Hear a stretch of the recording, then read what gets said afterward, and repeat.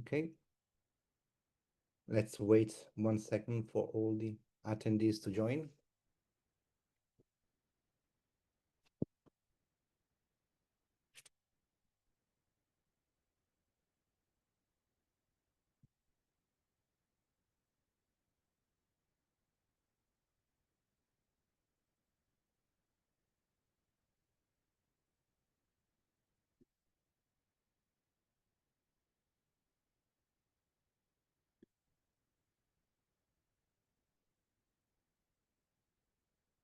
Can we kick off, Pooja? Yes. Okay. Yes. All right. A very good afternoon, ladies and gentlemen, to everyone, and welcome to this webinar on the subject of Bureau of Indian Standards, BIS, and Quality Control Systems, QCOs. For those who have some familiarity with the Indian market, even though they do not have a direct presence or an established commercial channel, certification, BIS certification has become the hot topic of the day. Whoever intends to operate in the Indian market, sooner or later, if not already, will have to abide to this set of regulation and to comply with them.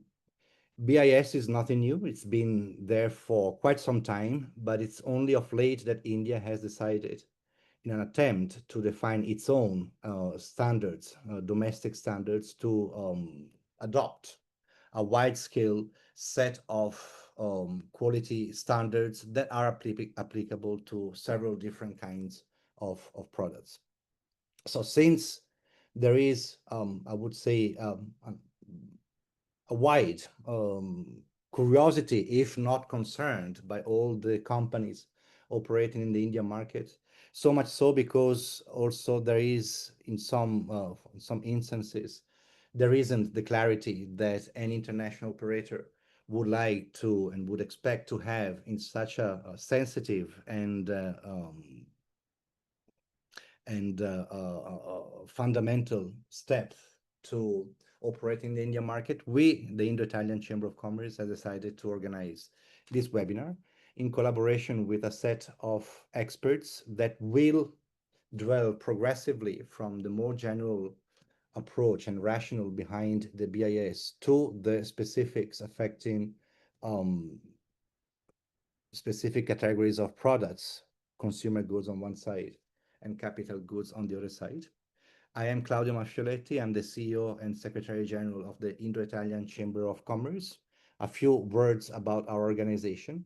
We are part of the network of the Italian Chambers of Commerce spread in 83 countries in the world. We are the most ancient Italian Chamber of Commerce in the Asian continent. We were founded in 1966 in Mumbai, and today we have 6 offices in India, 2 antennas in Italy, a membership base of more than 650 companies, including Italian companies in India, Indian companies importing, distributing, and selling Italian products, and a growing number of Indian companies that choose Italy as an investment destination, as a gateway to the European market.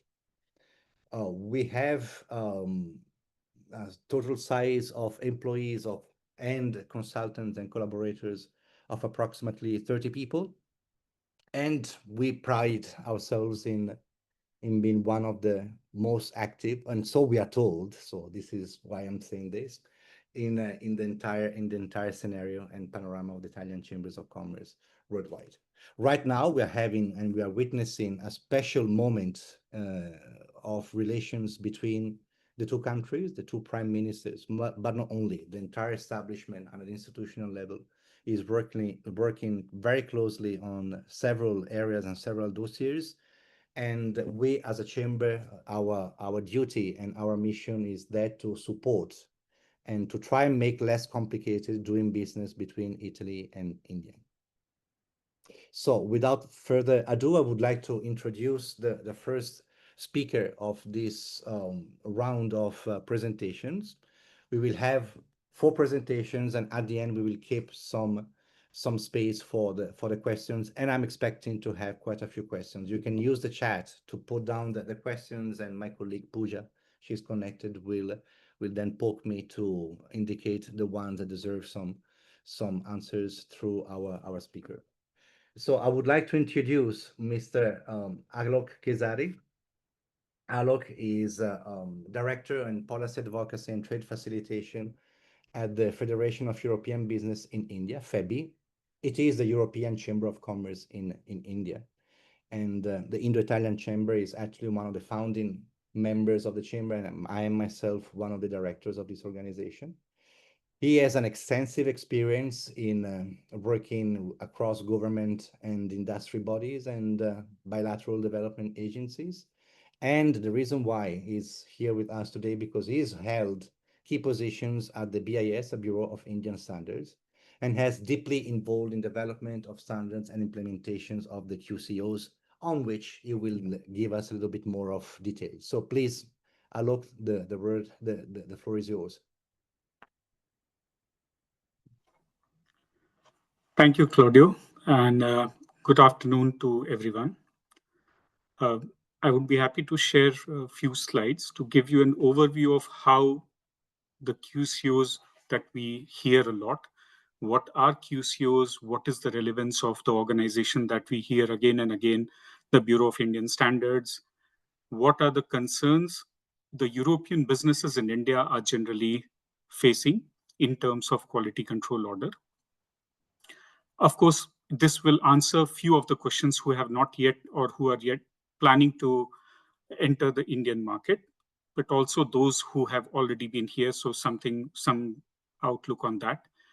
And of course, what FEBI and all the bilateral chambers in India are working towards to facilitate the trade relations between EU and India.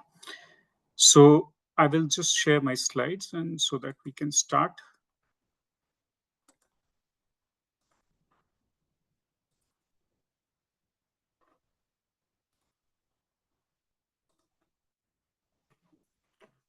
I hope we can see my screen now. So very briefly about FEBI. So as I said, it's a unified voice of European businesses in India, and it is supported by the EU delegation in India, as well as the embassies of all the EU member states in India. It started functioning only last year. The secretariat was constituted, so we have around 130 plus members as on date, covering around 10 sectors. And the main objective of FEBI is to have the policy advocacy for the European businesses to promote closer trade relations between India and EU. So as I said, let's also have a look and overview of what are QCOs or quality control orders. So these are basically the technical regulations in India are known as quality control orders, and there are also compulsory registration orders for electronics and IT products, which are based on various certification schemes. So a typical quality control orders looks something which I have shown on the right side. So this is the machinery and electrical equipment quality control orders, omnibus technical regulation, which is known as. So this is how a typical quality control order looks like. And it is issued by the respective ministries. So for example, in case of machinery, so it is issued by an Indian Ministry of Heavy Industries. If it is related to consumer affairs, also consumer goods, then it is issued mostly by the Ministry of Commerce and Industry. So all different ministries which are responsible for that product, these are basically the quality control orders are issued by them. And also, unlike in EU, where the standards are usually voluntary, in India, the relevance of Indian standard is very high. Why? Because all these quality control orders specify that any to compliance for the certification, the manufacturers need to comply with that particular Indian standard also. So in that way, it does not remain as a voluntary standard, but it becomes mandatory. And that is why the Indian standard, and whether they are harmonized or they are aligned to the international standards or not, it becomes very crucial. And the organization BIS, the Bureau of Indian Standards, about whom we hear a lot, it is an organization. Its role is not to issue the quality control orders, but only to implement those quality control orders. And this is the organization which grants license to the manufacturers as per the guidelines which have been specified. Now, as Claudio also said, that QCOs are becoming more and more important to be considered by the companies. Why? Because the government of India has, in the recent years, is focusing on increasing the number of products which are being regulated through these quality control orders. For example, if we just have to have a broad look, so in 2018, only 146 products were regulated in India through these QCOs. But at present, there are already 795 products which have been notified, out of which 106 products are going to be implemented in the next days and months, which means that basically if a manufacturer has to take a BIS license before these quality control orders are implemented. And the major sectors which are impacted by these are consumer goods and retail, automotive, machinery, electrical equipments, and sectors like these. But it is also that there are ways like how the companies can comply to these, and so that it does not become a technical barrier to trade for them. But of course, that is something that the companies can navigate. When we talk about BIS, I said there are different certification schemes. So I will not go into the details of that. But at a broad level, there are 4 main BIS schemes which are being used for different certification schemes. The most common which is used is Scheme 1, which is basically a product certification scheme. The foreign manufacturers can also take BIS license from BIS. There is a different scheme for that, which is known as Foreign Manufacturers Certification Scheme. And the figures below gives just an impression of how these schemes are basically the number of products which are under these schemes. So we can see that Scheme 1, which is the broad-based product certification scheme, is highly used in India by the government to regulate the products. Whereas Scheme 10 is a recently one which is used mostly for the capital goods industry. This is again an overview comparison of all these schemes. So it is basically at Scheme 1 and 4 and Scheme 10. If we see, these are basically based on an assessment, a visit of the BIS auditor to the factory.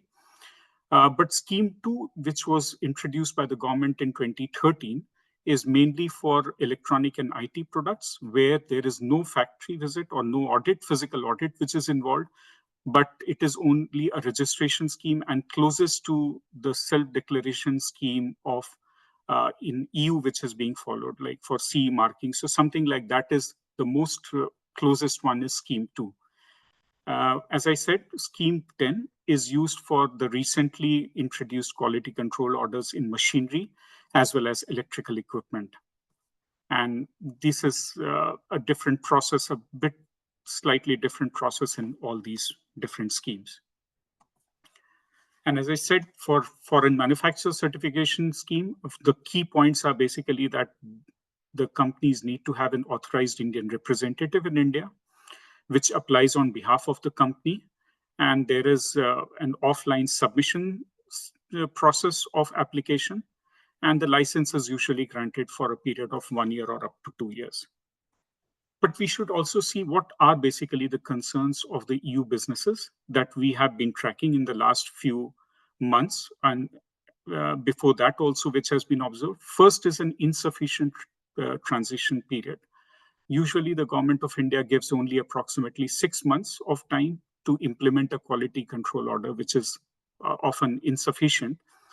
Mainly because, of course, one is that some of the schemes, some of the manufacturers might need even tweaking of their manufacturing process to include the certification requirements. And second is because these days the supply chain is global and the manufacturers, basically the manufacturers will have to take a BIS certification. In that case, the suppliers will have to take a license from BIS, which makes it often complex. Then comes the issues of standards. And if a standard, the Indian standard is not aligned or it differs from the international standards, then again, those changes have to be made by the companies. There are some cost additional testing requirements, which results in cost and delays. Labs are also limited for new products, but that is also growing. And at times, because BIS has to do physical audits in many cases, if there are not sufficient officers, then it leads to some delays also. But as I said, we are also looking at how we can kind of mitigate these situations. It is not only about that it becomes challenges, also because the EU businesses have an experience of complying to the technical regulations in EU. So it is only about what we have observed is that the companies face challenges related to procedures rather than the introduction of QCOs on a whole. And as FEBI, an industry chamber, what we have done is that we are first creating awareness among the businesses. We are also identifying sector-specific issues, which we are working with the government. For example, we recently had an interaction with the Ministry of Commerce and Industry. And we also provide feedback to the EU-India FTA negotiations, to the EU delegation, because it is somewhere that one of the most important chapters has been the technical barriers to trade. And that is where we have constructively given feedback to EU delegation on behalf of EU businesses, how this can be smoothened out. Key recommendations that we have, for example, from the challenges faced, that the company should get adequate transition time, align Indian standards with international standards. Also that any product which has been tested in EU can be accepted in India also. And also in cases where there is usually a lot of high impact, so that is something that can be exempted also. So these are a few key recommendations which we have been giving to EU delegation also to bring it up even as a part of the FTA negotiations. And one of my last slides is basically on what is happening these days in terms of QCOs, what are the recent updates. So one is there have been extension of implementation for QCOs. For example, the machinery and electrical equipment omnibus has now been extended to 1st of September 2026 next year. Also, one of the challenges which was highlighted by the businesses were assemblies, sub-assemblies, and components which were covered. So that has been said that it would be notified separately, and there are chances that it might be dropped off entirely. There was also electrical equipment which has been extended. The 10th May has been extended until November. We are also working closely on operational challenges under BIS certification. For example, we have requested government, which they are considering, to introduce virtual audits so that the BIS officer do not have to travel. Time for existing stock clearances. Now government is in recent QCOs including 6 to 9 months to clear off the existing stocks, and online application for foreign manufacturers. Recently, the government has also created an interministerial group to kind of review and assess the need for QCOs, which we understand would then go into much more logical reasons, and that is where we could also give our representations for the QCOs, the relevance of QCOs and the challenges issued faced, if any. So these are my slides, and thank you. I would be open, but at a company level, from FEBI, we would like to say that it's important to start early for the preparation part, and also in case there are any challenges which are faced by the companies, it's important to highlight at an early stage. Thank you. Thank you indeed, Alok, for the general frame, for the role of FEBI. If at some point within the ongoing discussions in the EU FTA, there will be some sort of opening on harmonization and reciprocity of standards, that probably will be a very interesting, easy way out for Indian and European companies working together. Thank you, Alok, indeed. Mayank, now it's your turn. A few words to introduce yourself. Mayank is Tripathi, consultant and Rödl and partner. Rödl Partner is a consultancy firm, a German consultancy firm with a very strong presence in Italy and in India as well. So it is particularly active in the compliance, corporate contract, commercial, and regulatory practice, specializing in the BIS, Bureau of Indian Standard Compliance. So Mayank, you will delve a little bit more into detail about some of these QCOs and the requirements and the compliances. So the floor is yours, Mayank. Thank you, Claudio, for the lovely introduction, and Mr. Kesari for highlighting the QCOs and the challenges which are faced. Needless to say, whatever the scenario is, our clients are facing a lot of problem due to the technical barriers that the QCOs have created. I would like to begin by sharing my slide. Yeah. So, yeah. So I've divided my entire presentation into a few parts. First of all, I'll be touching base upon how the evolution of BIS happened. Because many of the people are of the view that BIS has suddenly come up into existence and it did not existed before, and what is the procedure to be followed, because BIS as an agency has not been very proactive to publish and advertise how the functioning actually works.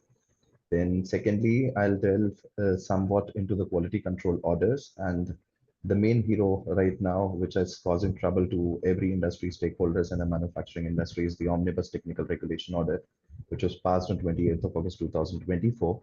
Then I'll be talking about the amendment order, which has come up on 12th of June 2025.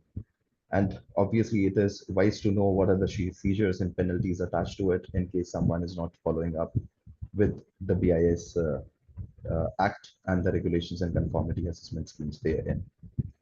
So just to give you an overview, the ISI, which was its Indian Standards Institute, was formed 2 years before the independence of India. That was in 1946. After that, in the 1950s and 60s, there was a launch of a certification mark scheme in which certain certification schemes were announced by the institution of standards institutions. And then a laboratory infrastructure was developed in 1963. So as you can see, from 1946 to 1963, it was only a patchwork legislation done as per the requirement and necessity. But the first major step was in 1986, through which a BIS bill was introduced. It was discussed parallelly into the parliament, and then that led to the formation of the BIS Act, which is the Bureau of Indian Standards Act in 1987. So after 1987, what has happened is, as the industry evolves, technology also evolves. And then the BIS Act was reframed in 2016, which established Bureau of Indian Standard as the national standards body. The main aim of that particular body was to guarantee standardization, do the certification by opting for the conformity assessment. And the main aim was to ensure that the safe, reliable, and quality goods are entering the Indian market, thereby promoting exports and imports into the Indian market as well. So as Mr. Kesari also highlighted, that not all the Indian standards, they are mandatory. So if you go and look at how many Indian standards have been framed by the Bureau of Indian Standards, these are more than 23,600 Indian standards, which you can find onto the website. But not all the Indian standards are compulsory.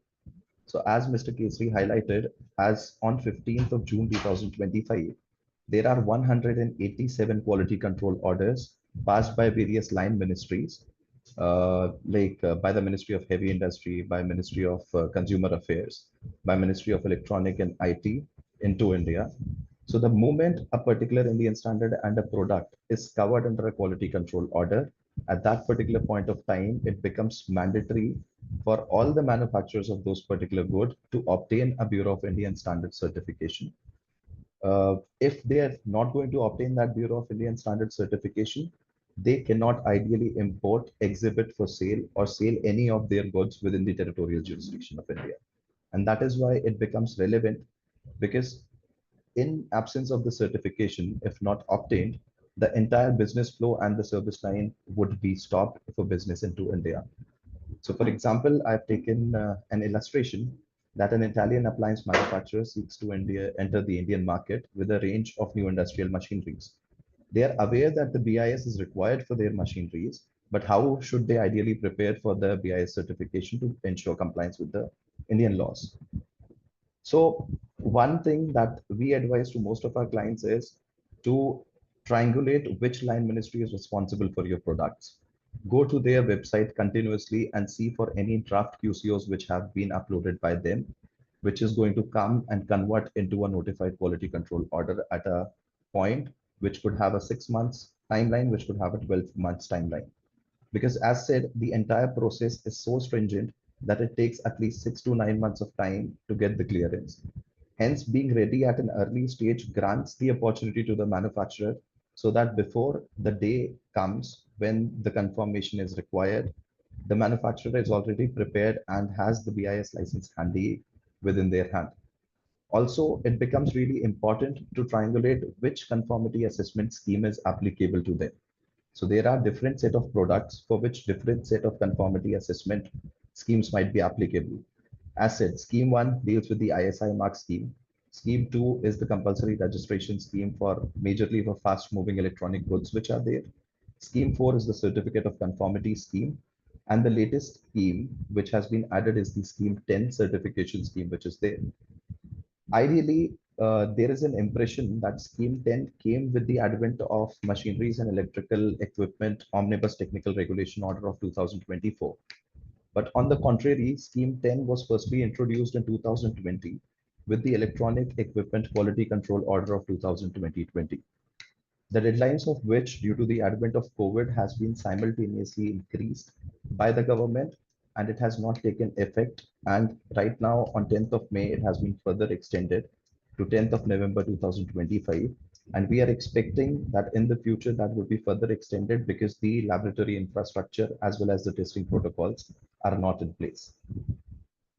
So I would like to talk about the Omnibus Technical Regulation Order of 2024 in detail.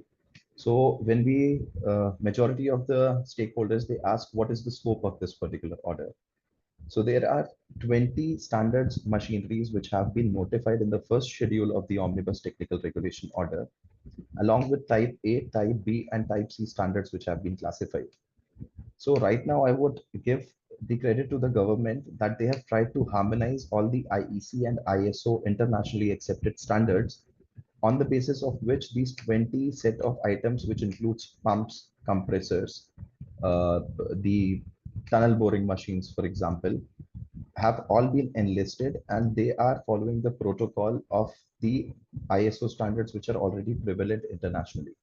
To give you an example, the ISO 12100 2010 has been verbatim adopted as Indian Standard 16819 2018, so that any foreign manufacturer who's already conforming with ISO 12100 2010 does not need to do much for the setup of a technical file or tweak their product's technical description and is easily able to get the BIS certification done under this particular scheme.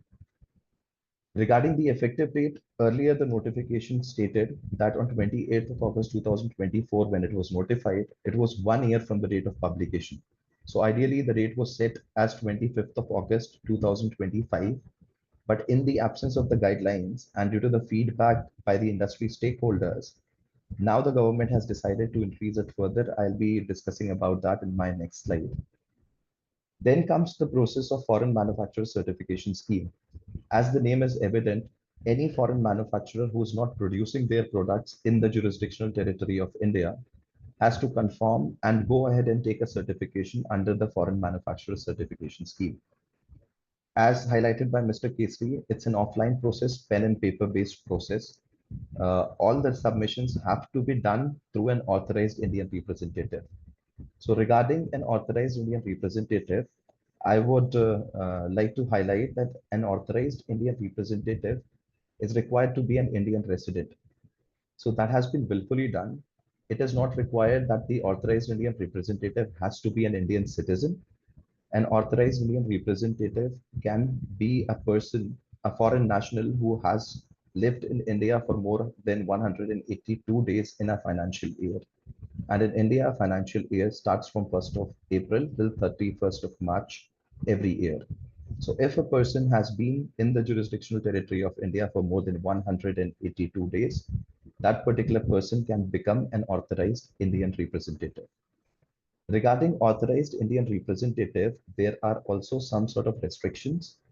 In case a person is representing a company, till the time a BIS certificate is granted from the time of inception of the application to the factory audit, the testing requirements, if any, and the grant of BIS license and the product is labeled and marked, that particular authorized Indian representative cannot represent the interest of another company. The only exception being if a particular authorized Indian representative decides to represent the group company, then that he is authorized to become an authorized Indian representative for the group companies as well. So right now, as I told you on 12th of June, there was a huge discussion regarding assemblies, sub-assemblies, and the components, which actually, like earlier when we were having our clients and they were giving us the assessments, we were also not sure how to assess the requirements of the same. But fortunately, because of the revision and the stakeholder meetings, like the technical meetings, which was held on 29th of April 2025 as well, the feedback was given that assemblies, sub-assemblies, and components will become too tedious for getting the BIS license to be done within the time frame which has been mentioned.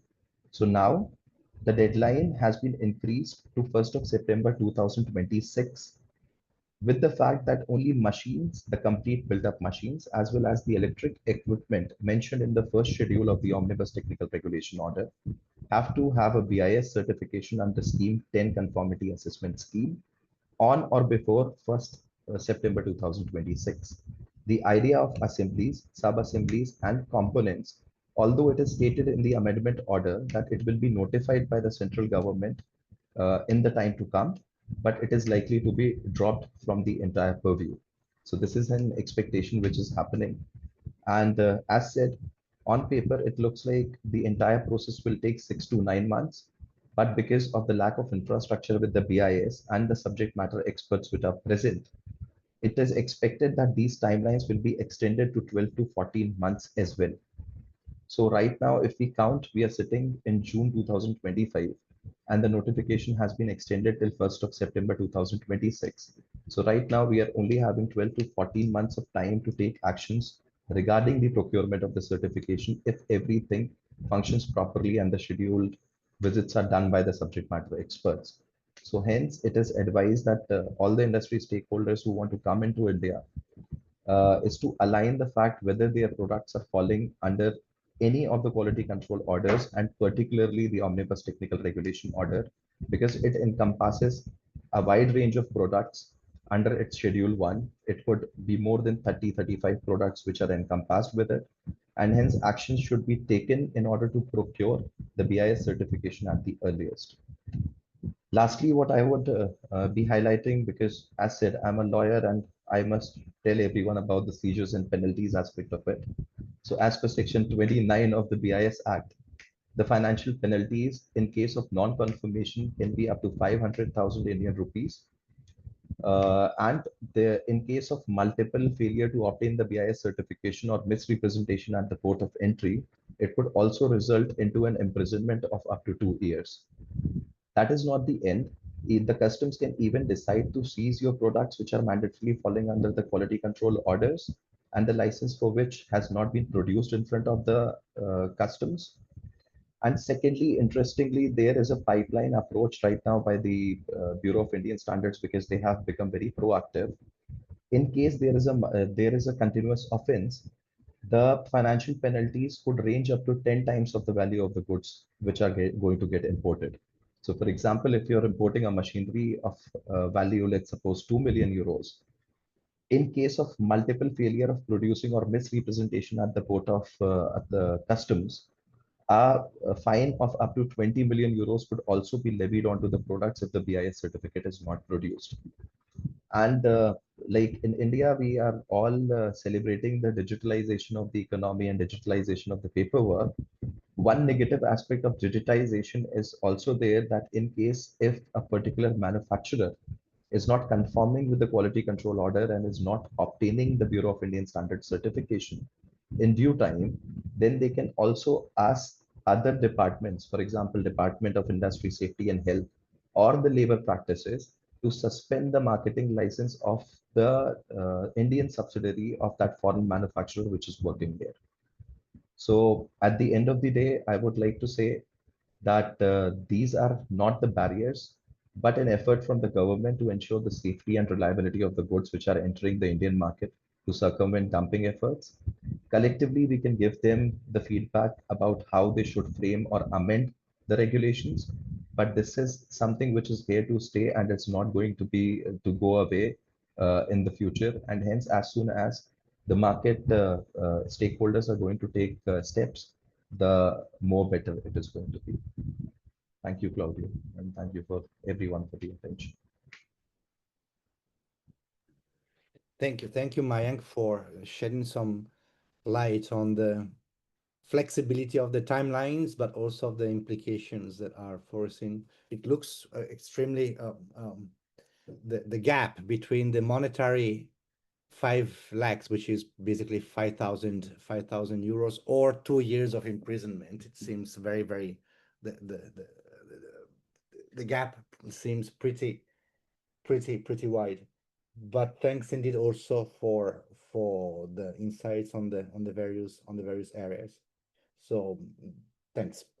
Now we are going to the more sector and product specific session of this webinar.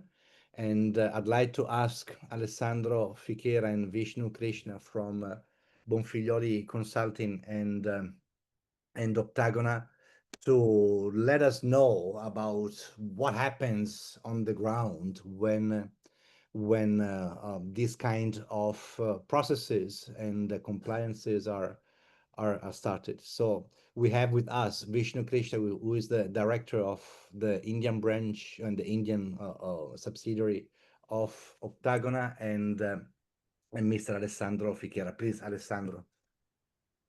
Thank you, Claudio. Thank you also to the Indo-Italian Chamber of Commerce, to which we are members. And thanks to all the colleagues today on this webinar. I think we have listened very interesting suggestions and information regarding the BIS and the consequences of not getting aligned. Let me just share my presentation. I hope you can see that. Okay, so just a few words to introduce ourselves. We are a consulting company. We are part of Bonfiglioli Consulting Group. And as Octagona, we are an organization which is focused on helping Italian companies growing their business internationally. Talking about India, we are in India since the last more than 20 years. We have 3 offices, Delhi, Pune, and Bangalore.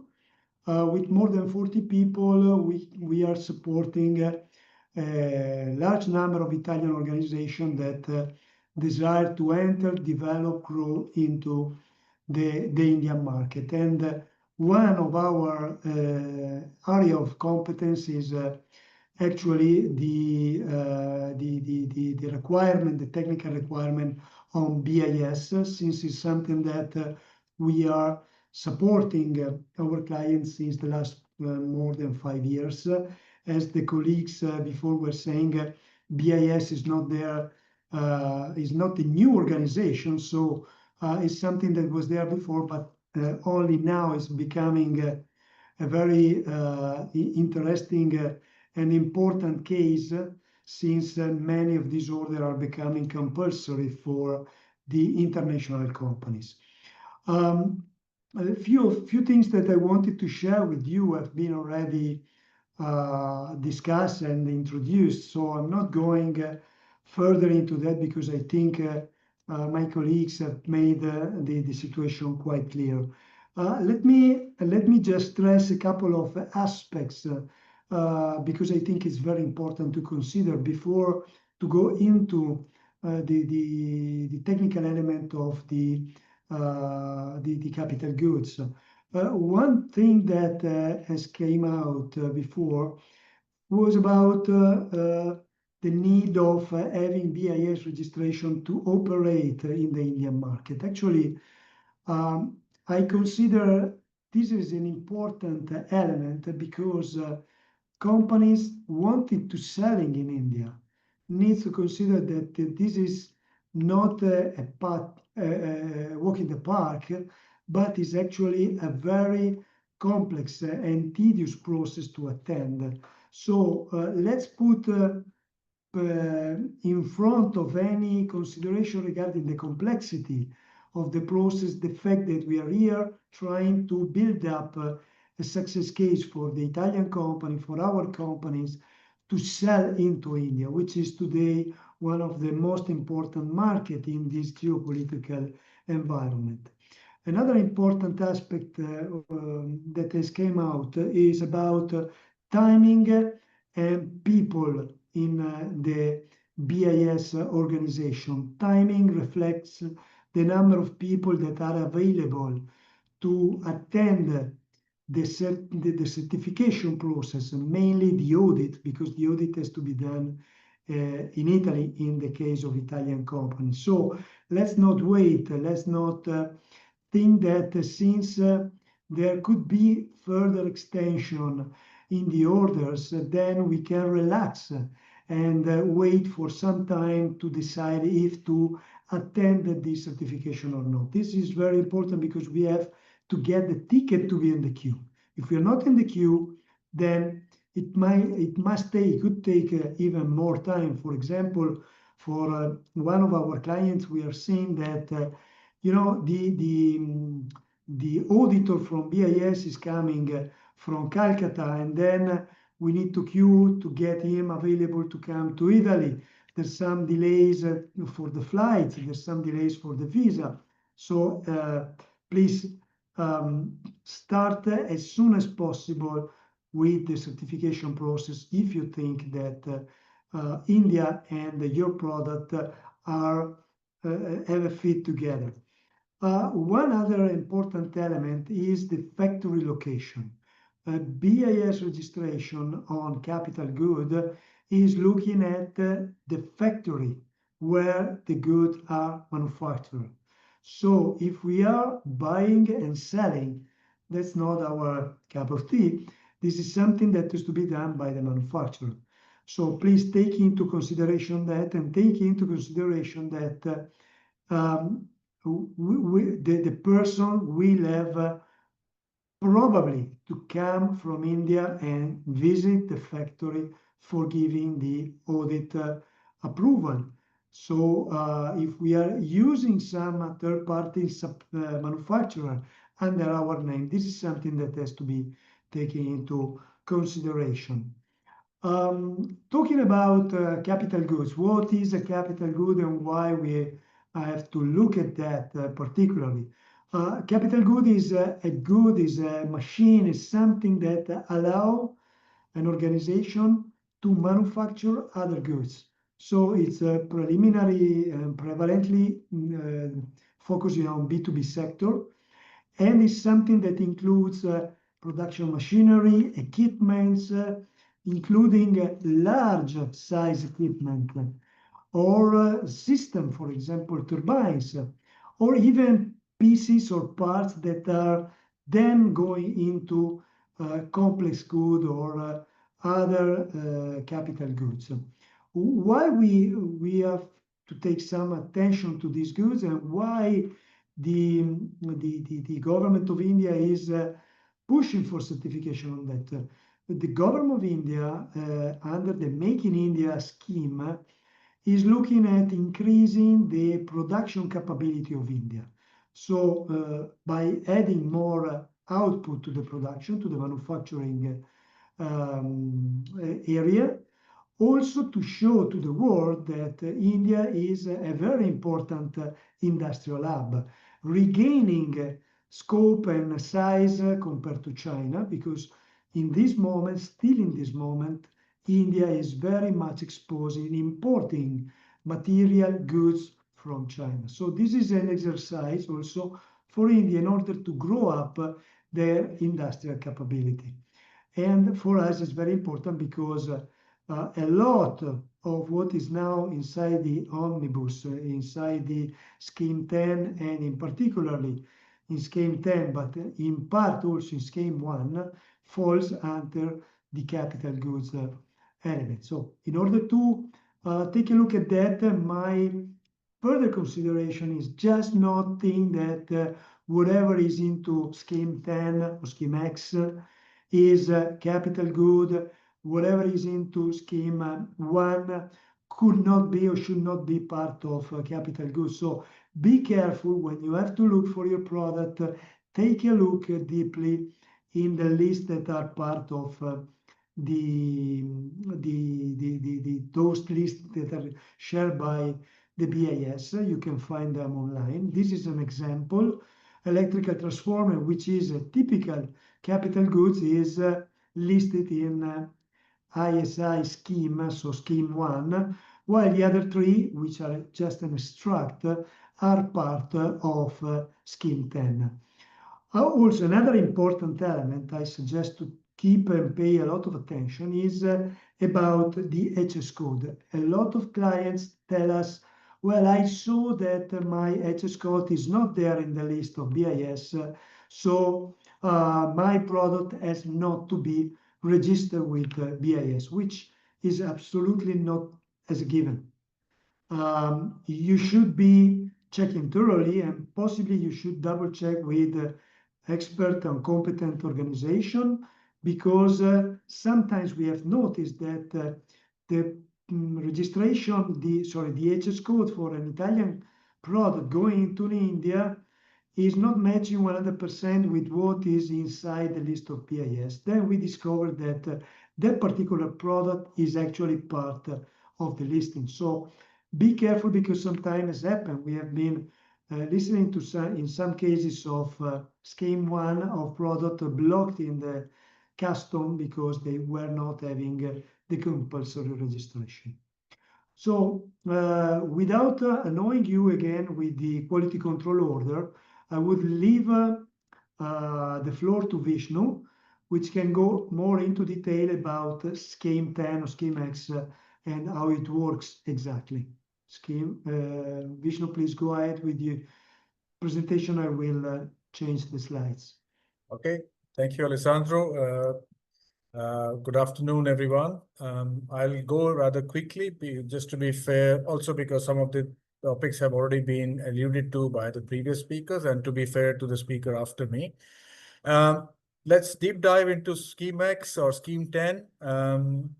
Under Scheme 10, there are two channels of obtaining the go-ahead. One is the license itself, the Scheme 10 license, and the other one is called Certificate of Conformity. Now, we get a lot of questions on which one is applicable. I'll boil it down to two straight sentences. If you're a capital goods manufacturer and you produce goods regularly without any interruption on your assembly line on a daily basis, you need to go for the license under Scheme X. On the other hand, if you produce under batch production, so you make a few lots at a time, and then you stop, and then a few lots, and then a few. Also, if you make highly customized machines, that means made to order, and the next machine may not resemble the first one in terms of intricate parameters, you need to go for Certificate of Conformity. The other difference between the two is, in case of applicability of license, the BIS officer is sure to make a surveillance visit to your manufacturing location, wherever it might be in the world. In case of Certificate of Conformity, they may or may not make a surveillance visit. They may grant you the Certificate of Conformity based on your technical submission of documents at the time of applying for the BIS approval. And finally, if you get the license under Scheme X, you are authorized to use the ISI mark, which you saw in one of the previous slides. Under Certificate of Conformity, you are not authorized to brand your products with the ISI mark. But both of them are under the Scheme X, and depending on how you produce, you have to apply for under one of them. Now, in the QCO that all the speakers have spoken about, if you break it down, there are three schedules: Type A, Type B, Type C. Since We don't like to keep anything easy to understand in India. So following that, there are 3 schedules. Type A conforms only to the general principles of design and risk assessment, and the relevant IS number is quoted on the slide. Type B is little more specific, but while still remaining generic safety standards addressed to one or more safety issues related to the machine that you produce. Type C is the most detailed one, which relates to very specific and detailed safety standards of the machine or the group of machines that you produce. In case, if you fall under Type C, and under the QCO, you can see the various HS codes, which they have mapped to Type A, B, and C. Then Type C takes precedence over Type B and Type A, obviously because it is the most detailed one. So I would recommend, as a follow-up to this webinar, that all of you try to get hold of the QCO and see where the HS code and the type of product next to the HS code is mentioned, under which schedule, Type A, Type B, and Type C. These are some simple pictorial examples of the type of machines, but mind you, this is not a comprehensive list. We're talking of compressors, diesel generators, pumps, cutting tools, control switch gears and other control gears, and so on. Next slide, Alessandro. Okay, now let's talk a little bit in a practical sense. What is the process itself of getting the BIS license or the certificate of conformity? The very first thing is to determine the standards applicable to you, whether your product and the applicable HS code comes under Type A, B, or C. Here, I would like to re-emphasize a point. If you look at the quality control orders, almost all of them are falling under the HS code 83 and 84, chapters 83 and 84, and then you have the next 2 digits, which means the subchapter. If you think that your product is not in 83, 84, and therefore you are exempted from BIS, not really. You might fall under Scheme 1. So therefore, a determination of whether you fall in the traditional ISI scheme or under Scheme 10 has to be done.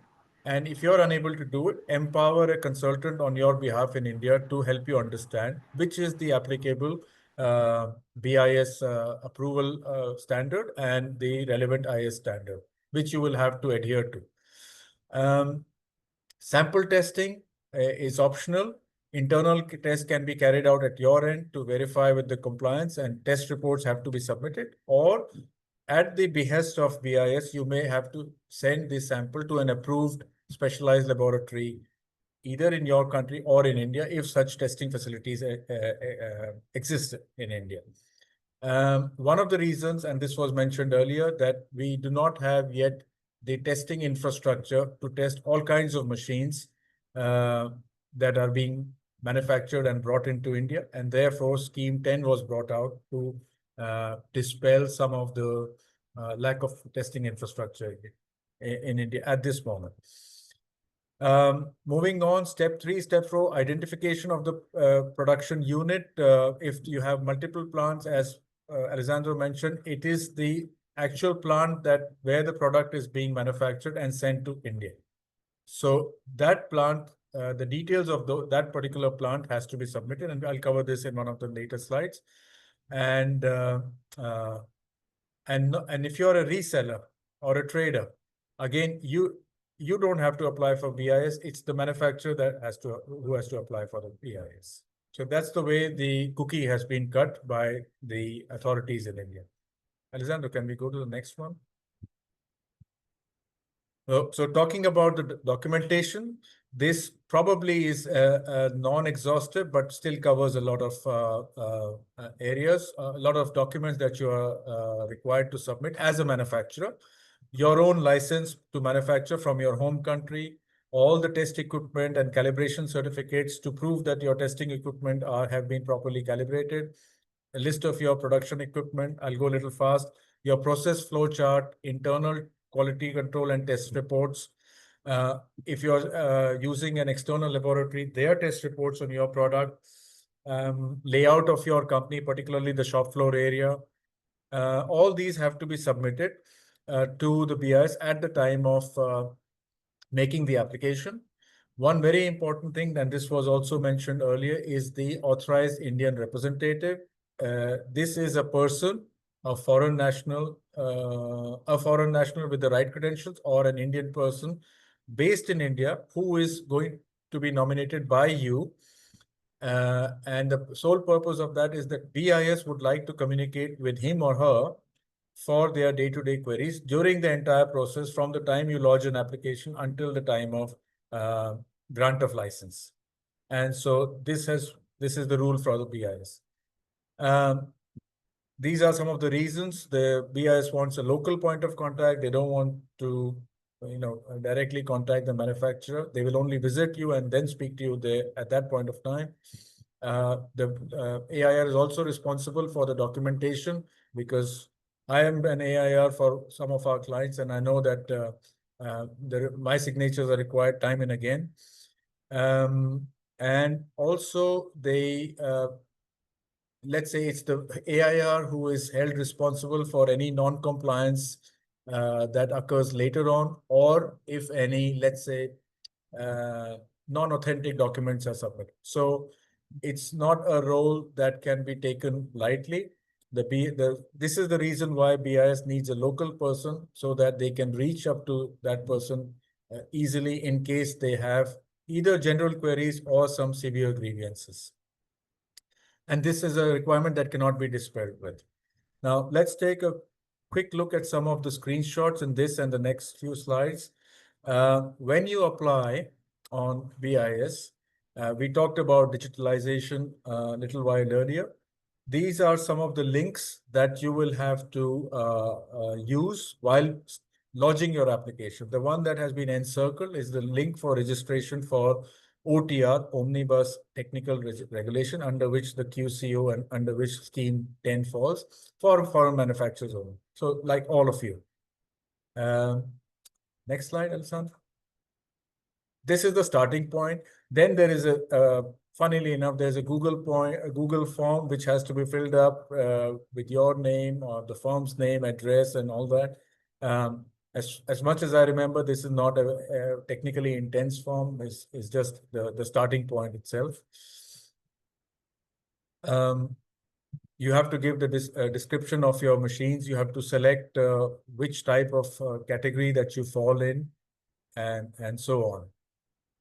So it is a digital process, but you have to then supplement these forms with all your scanned company data, like your list of equipment, the shop floor layout, your calibration certificates of your testing and measuring equipment, and all.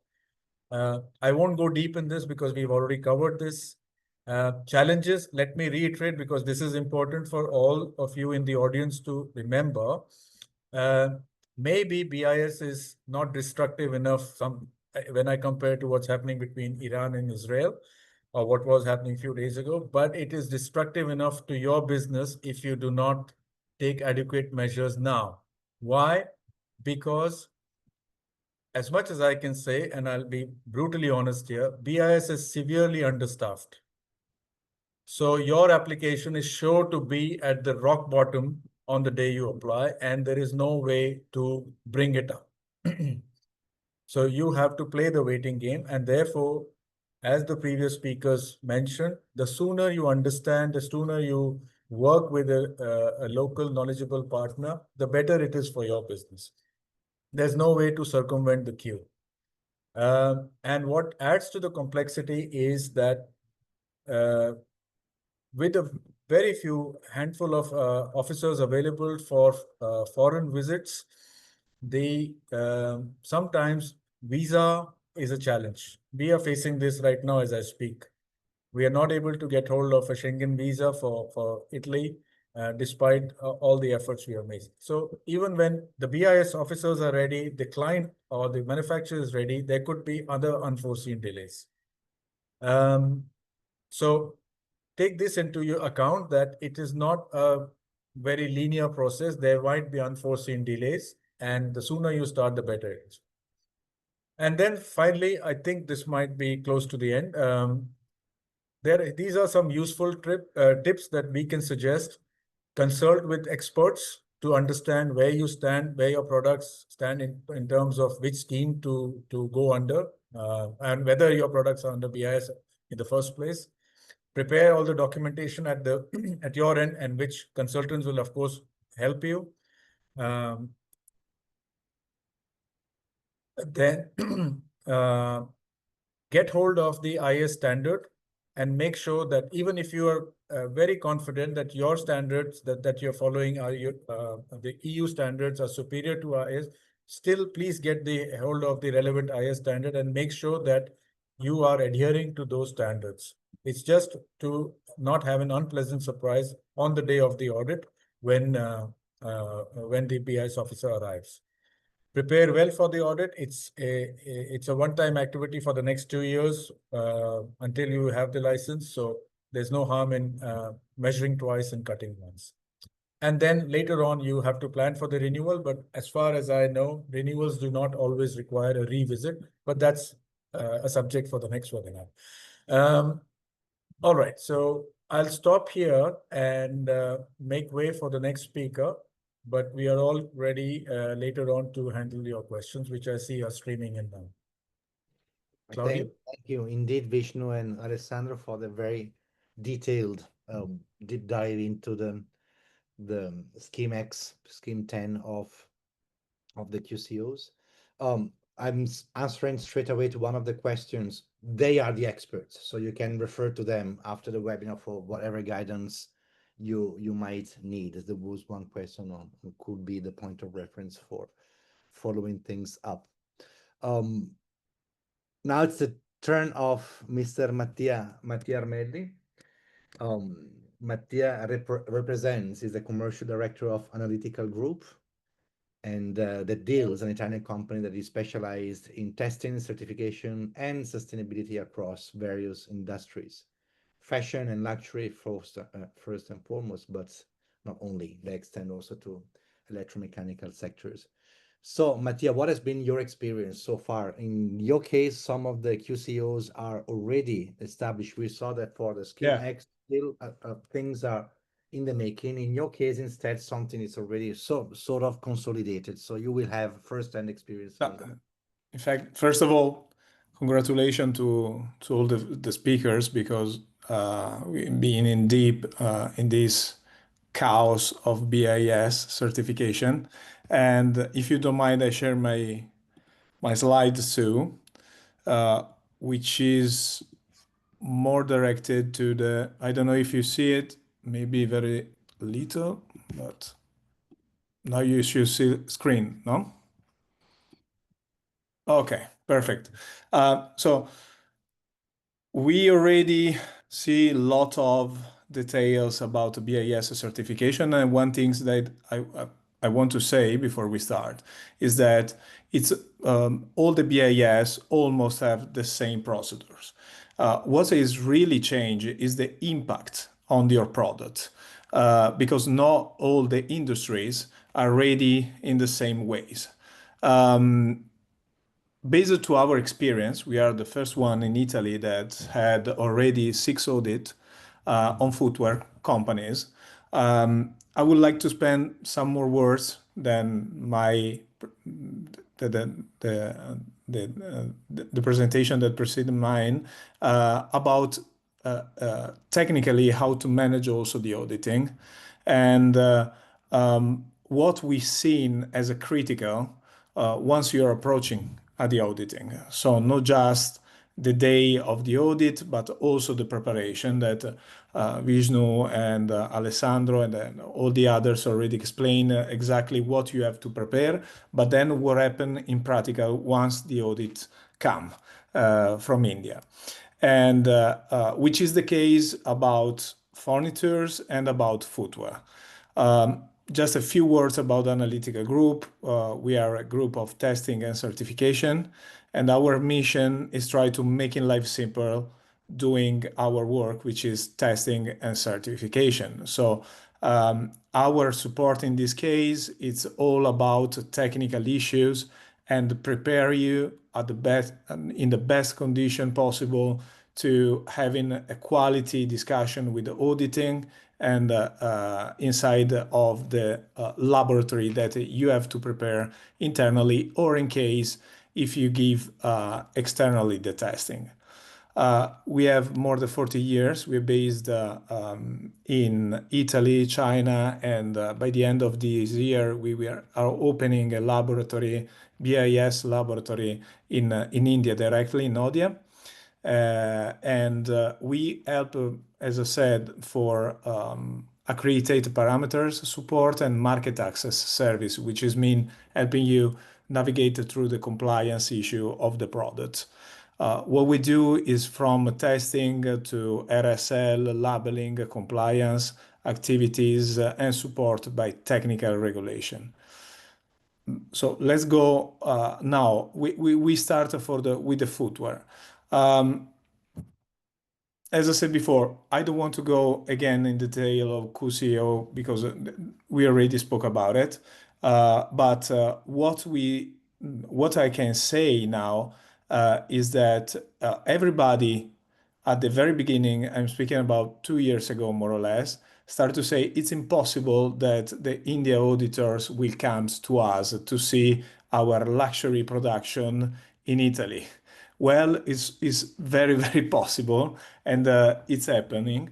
And normally, what we've seen is that it's at least 2 or 3 days of auditing, just auditing, and it's very tough.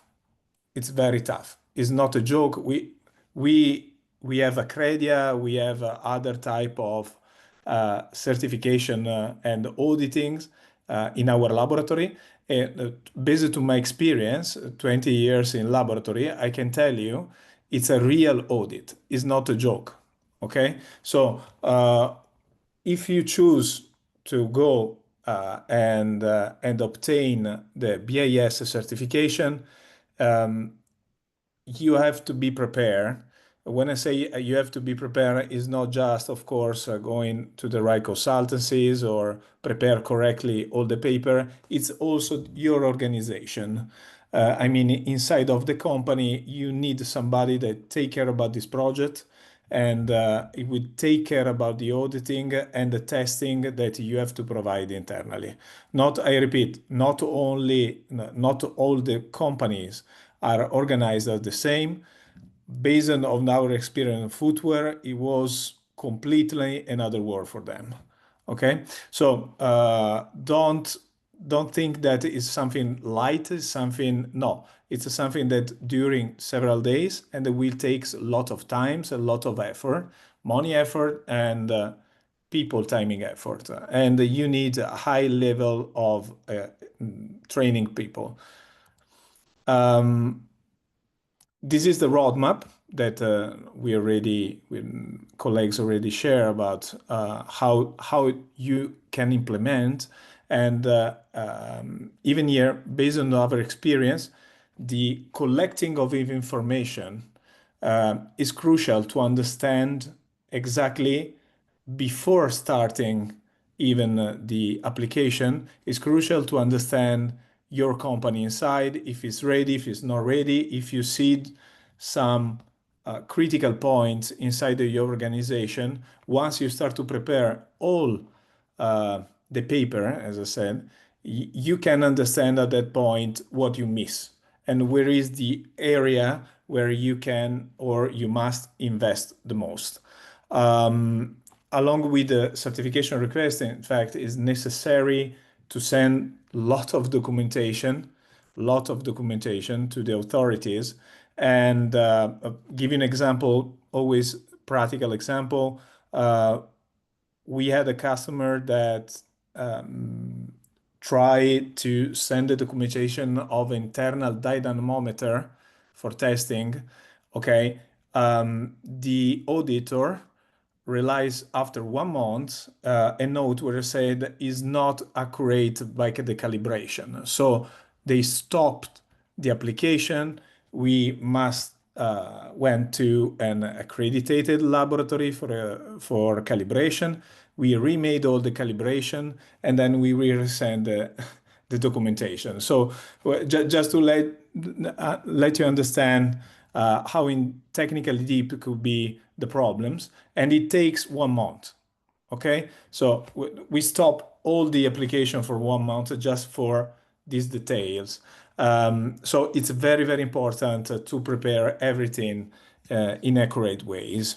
And then when it comes the internal audit, they could asking you for corrective action, and these corrective action are crucial. We've seen that because they could ask about the corrective action the first day of the auditor, and they pretend sometimes that you respond to the corrective action during the audit.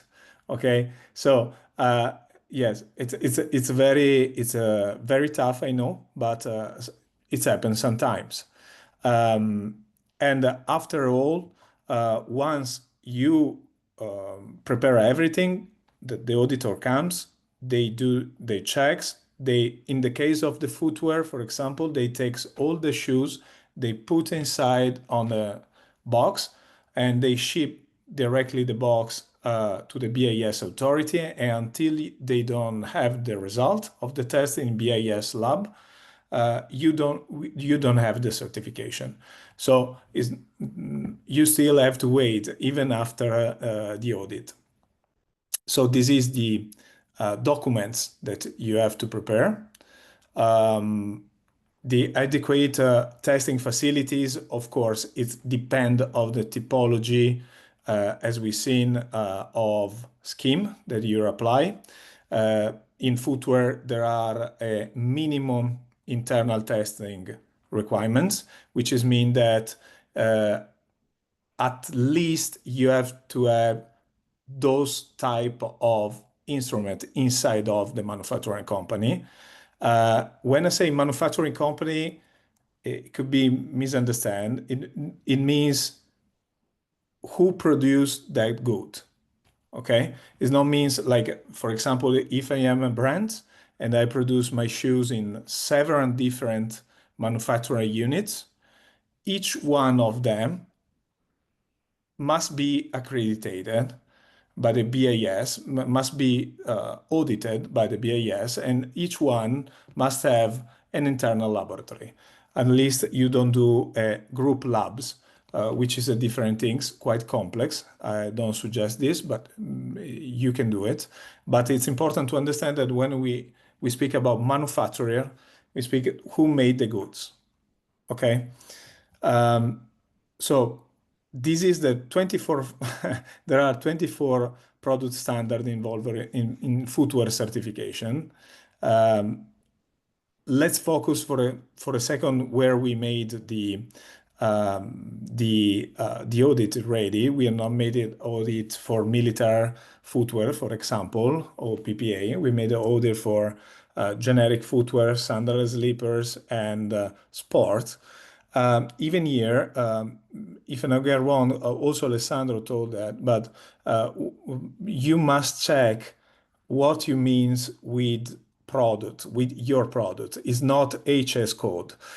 Because, for example, when we're talking about sporting footwear, is not running footwear and that's it. Also sneakers goes inside of sport footwear.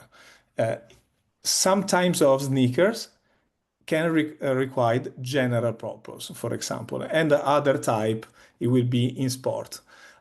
So it's very important to ask to your consultancies and ask to the BIS what they think about your type of production, because it's totally wasting of time if you choose the wrong standard to accredit it, and then once you propose the application, they refuse it because it's not the correct standard, or once they come out during the audit, they see the product and they don't release to you the certification because the standard is wrong. So be very careful about that, because not only change the topology of the certification, it's also change the topology of test that you have to pass to be accredited for IS mark. So it's very, very important to understand exactly where your products will be inside of the civilian footwear standards. This is a two update that we received during 2024 because we like having fun. So in January 2024, during two training sessions, we received directly two updates, which is Sandals Sleeper and General Purpose Sport, which is nothing of different than before. I mean, it's also always testing and based on typology of footwear, but what has changed and its real impact is that type 1 and type 2, which means NSE just on footwear, but for now, that's type of approach. Type 1, it's a high quality footwear, and you will be required to having more severe parameter to respect once you test. Type 2 is more general casual shoes, not high quality shoes. And you have to mark with the type that you choose your footwear.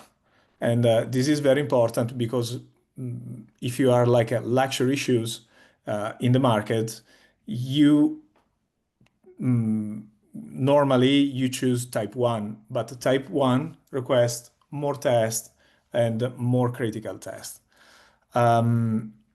Finally, it's established that chemical test, because it's not only performance test, but it's also chemical test inside this type of standard, and you cannot do it on materials. So you must do it on final product. And this is very important because a lot of manufacturers that we visit during the training or the auditing, we saw that they normally have quality procedure for checking just the material, not the final product. And based on the requirements and the final product, we had a lot of fail at the very beginning. So be ready to have a lot of fail if you're an Italian manufacturer and you used to work, I don't know, with luxury brands. Be ready for that, and having time to adjust your product to pass the test is crucial. Okay, also in January we had the other two updated, which is shoes for service and shoes for general purpose. In these two cases, the derby shoes was published, which means derby shoes, I don't know if you ever never see it, but it's like classic shoes for men, for example. And in the part 2, include all the type of footwear for formal or semi-formal, casual, and general use event. It means that almost 90% of footwear will be required on this type of standard. So even here, it's regulated by type 1 and type 2 as all the other. So it's very important to choose carefully at the very beginning. Okay, speaking about consumer goods, this is we spoke about footwear, which is mandatory now, is in place, is ongoing. If you want to sell footwear tomorrow in India, you need BIS certification. And it's something that we already made, we already see the auditings, and we already understand how it works. So it's something that is actually now. Speaking about the future, starting for February 26, it will be enforced the quality control order also for furniture, especially on what you see now, table, chairs, and beds and other type of furniture. Be careful on that because not all the IIS quality order here has the same approach. So it's not all the same for all the typology of products. So it's very, very important, even here, going deep inside of the quality order and seeing details what they required. Sorry for that. I just come back for a second to the footwear, just to tell you that For example, at the very beginning, it seems possible that you can use, for example, an ISO 17025 like us laboratory in Italy to perform the test and then send it to India. But after a discussion with the authority, we understand that they don't accept it. So it's everything very is changing constantly. So keep yourself updated about this type of QCO, because today we can present a scenario, but in 2 months, what we are seeing is that could change drastically. So let's stay focused and update about the QCO also on furniture, because yes, starting on February 2026, but nobody knows if in the meantime we'll change something about the topology and the management of the QCO. So inside of this QCO, just for now, what we are seeing is that you will have to do testing not just about the materials, okay, but only on final product, even here. And even some chemical tests will be required on furniture products, includes materials such as medium density fiberboard, plywood, laminates or surface coating. This is not something that is completely out of scope with other normative around the world. So I'm sure that if you are producing, I don't know, desk, maybe VOC or formaldehyde emission, you already know what we are talking about, and you already be aware that there are some limits, not just in India for that. So, but the very important thing here is that the topology of test, especially on physical mechanical part, are not the same, are not aligned on ISO standard. Before we spoke about alignment between IS standard and ISO standard. Well, not always the Indian standard are the same than the ISO. So in the case they are different, you have to follow and retest based on IS standard. So because ISO is not accepted. This is very, very important, because maybe you are 100% sure about the safety of your chair because it's 20 years that you're testing with ISO standard, but then IS is different. And then, for example, statics and dynamic load testing could be failed in IS normative. So it's very important that you understand exactly what's inside of the norm, each IS, to understand if your product could pass or not. Last things that I would like to point out with you is that please thinking about pre-compliance test before starting the application, because it's happened to us that one customer started the application before doing the pre-compliance test on footwear, and we test 20 footwear, 20 SKU, different type, 90% failure rate. So once you have that type of failure rate, it's better if you stop for a second and thinking seriously if it's not better to rethinking about BIS certification. Of course, depend on how it's failed, in what is failed, but pre-compliance test could be crucial to understand your positioning compared to the IS normative on your product. So as I said before, the other speakers, you have to check if your product covered by the QCO, apply for a BIS license and obtain the standard market via Mayank Online portal, send the samples to a BIS approved testing laboratory.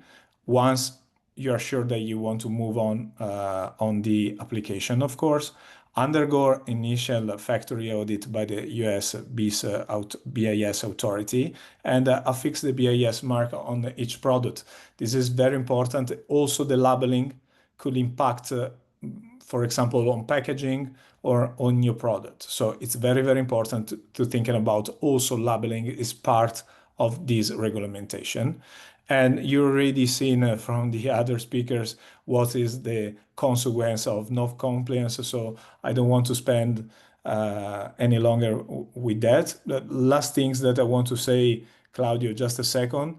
It's we already seen tons, hundreds and hundreds of footwear that has been taken from the market from BIS authority, and they are doing testing in BIS lab now. They are stopping almost everything. So it's not a joke.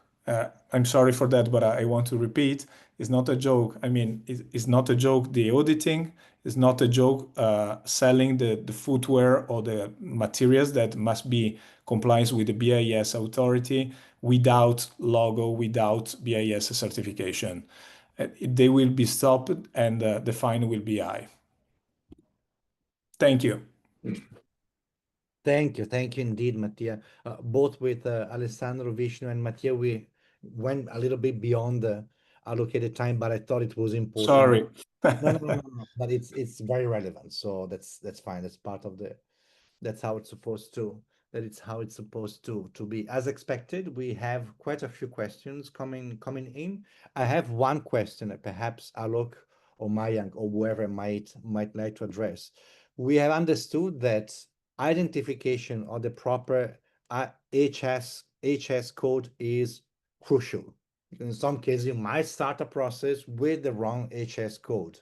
But we also understand that there is not central authority that decides, yes, your product is this HS code and you should go ahead. Or is there? Okay, I can come in, and maybe Mayank, if you want to add, you can also add to that. So, of course, the mentioning of this HS codes is a recent process or recent initiative of the government. It has only been done in the machinery part. And there is no, the guidance is basically go through the product which is being manufactured and refer to the Indian standard and the scope of that Indian standard within that. So far there is no, I haven't seen from BIS also where on the basis of HS codes, they would come back to you that whether your product is covered by that QCO or not. So that is of course missing. Okay, so maybe in the advocacy and the representation for FEBI, this could be one role inside the BIS that should be used. So they should clarify whether the product is being covered or not, because that will ease off a lot for the manufacturers, definitely. Thank you, Alok. Mayank? I think you're muted, or we can't hear you.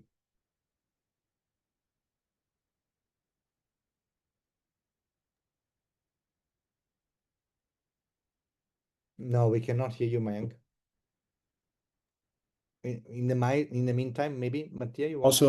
Also, you see, thank you. And yes, it's important to understand if the product is covered or not, but I think that it is very important also to understand that type of product, where is covered, by which one of the QCO.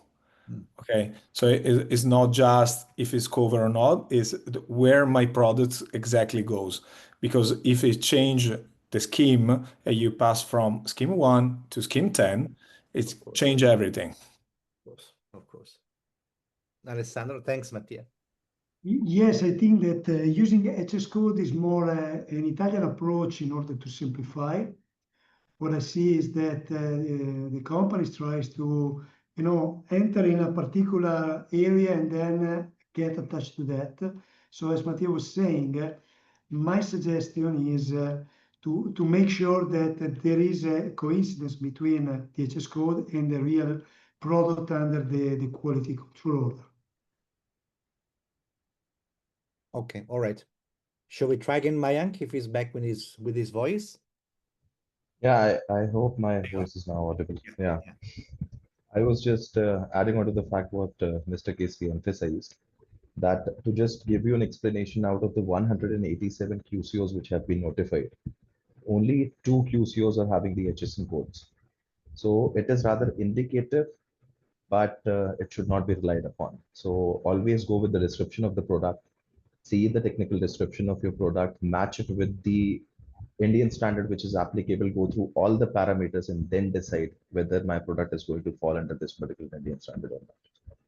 So this is the kind of guidance you will provide to the company. Yes, sure. Yeah. Thank you. Thank you very much. We have a set of questions, and probably the first two can be combined together. Mr. Sandro Cariotti, we commercialize stainless steel pipes and resell them to India. So they are not the manufacturers. Do they need to get the BIS approval, or someone else need to get that? And I'm reading also question 2 that is somehow related to this. Our company is in Italy. This is from Sanjeev.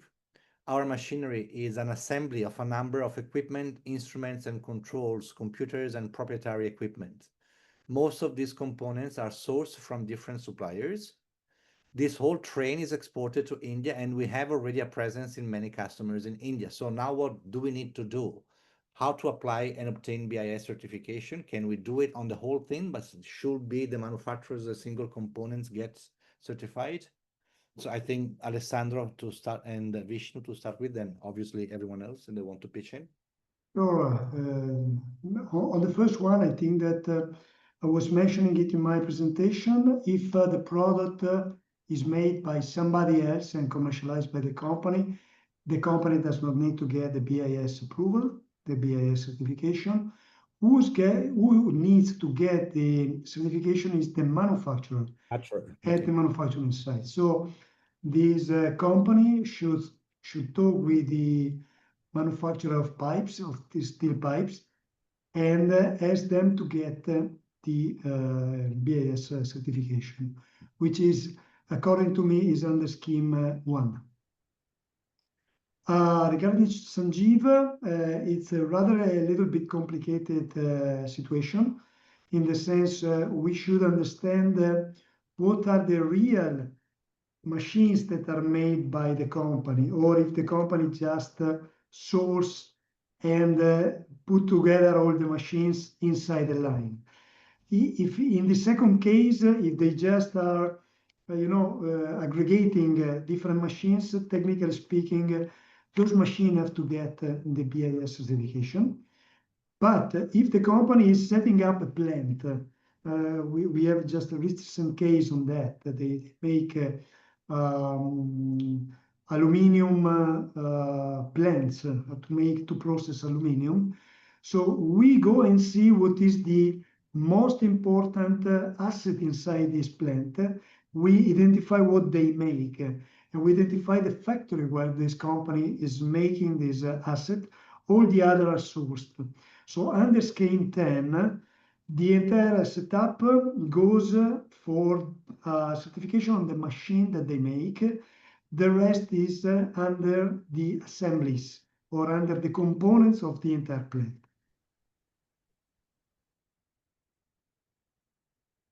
Thank you, Alessandro. Does anyone want to add anything to this question? Can I add just one thing, Claudio? Very, very quick.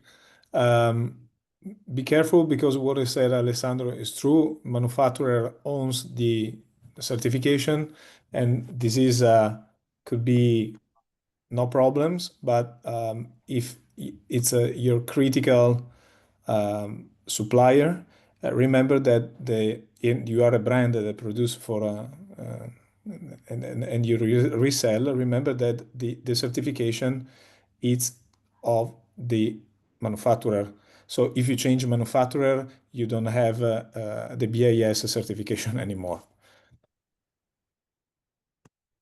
Mayank wanted to say something. Yeah, to answer the first question, that is correctly said. It is not even the manufacturer, but the manufacturing unit which is producing your particular end product. And Exactly. regarding second question of Sanjeev's, The thing is that before 12th of June, when the amendment came in, this used to be a very complicated question that we had faced from our clients.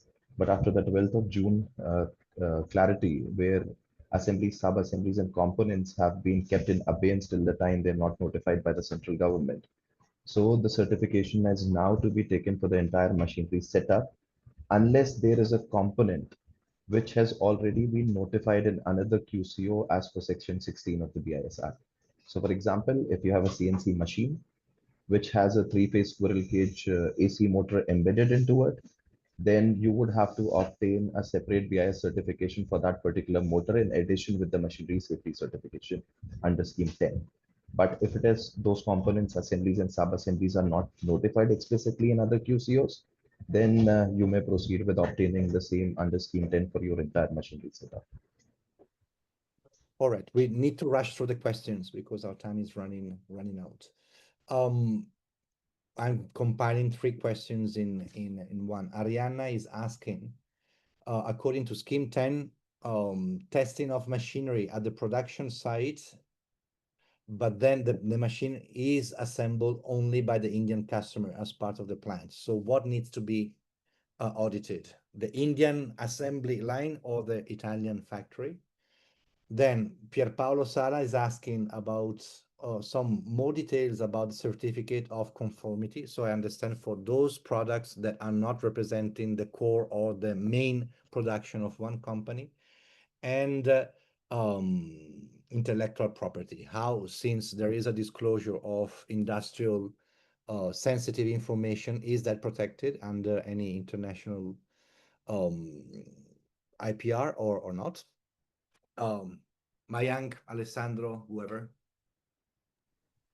Yeah, to answer the first question, if I may, the thing is that if the assemblies and sub-assemblies are coming into India and they're not explicitly listed in the first schedule of the Omnibus Technical Regulation Order, then at this point of time with the amendment order, it may be assumed, while that comes with a asterisk that we are awaiting the guidelines from the Ministry of Heavy Industries that how they're going to deal with it.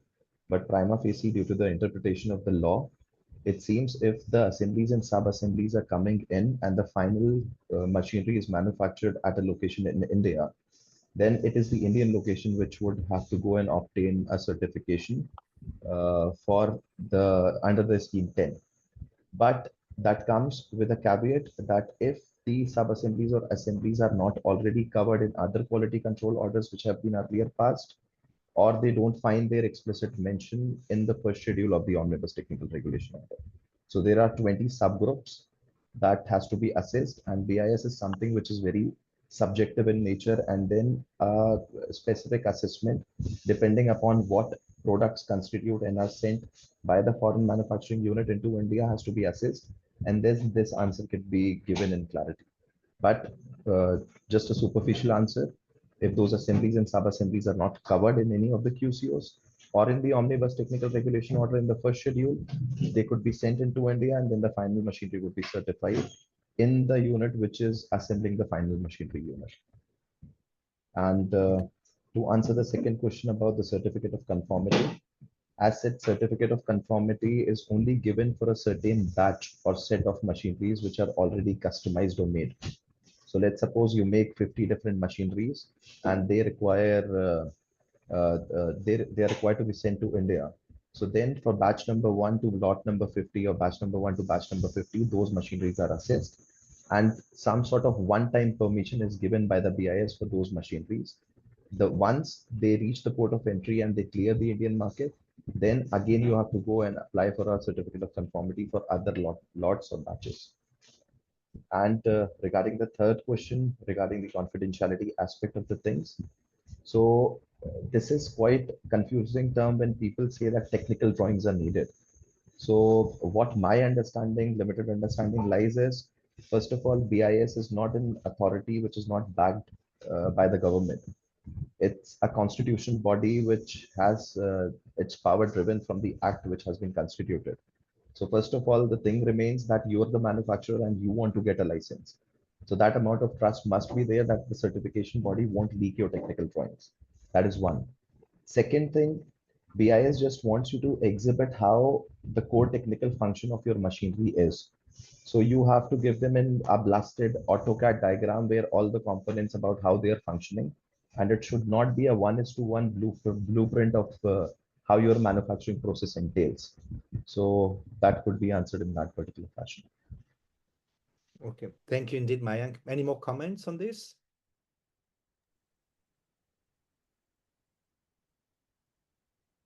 Very good.